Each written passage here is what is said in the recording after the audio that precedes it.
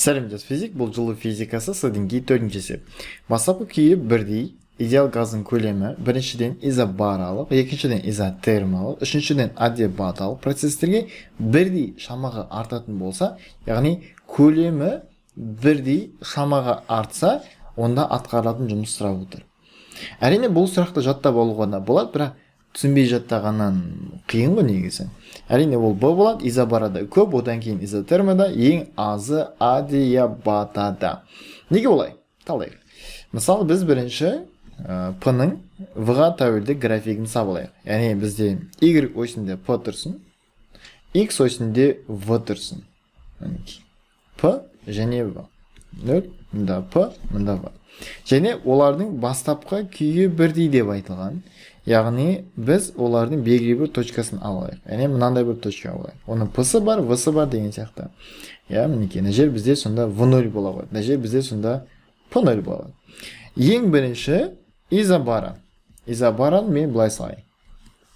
Міне изобаран салдым.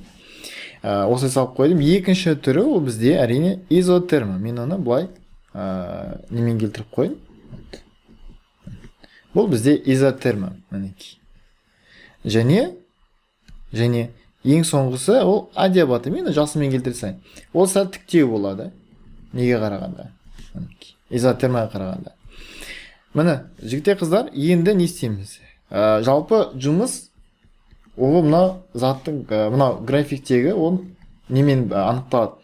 Ауданымен анықталады. Аудан деп жазып қойын. Яғни қарайтын болсақ, мынаның ауданын салыстырайық.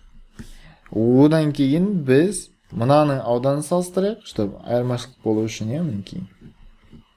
Және жасылды келтіріп қояйық. Жасылдың ауданы осынша ғана. Яғни ең аз аудан ол жасыл, яғни ол адиабатада. Қайда ол? Адиабатада. Одан кейін қызылмен шектеледі, және ең үлкен аудан ол бізде изобарада болып кетеді екен. Міне, осылай ғана анықтала салады, өйткені біздің жұмысымыз ПВ графигінде ауданға тең болады.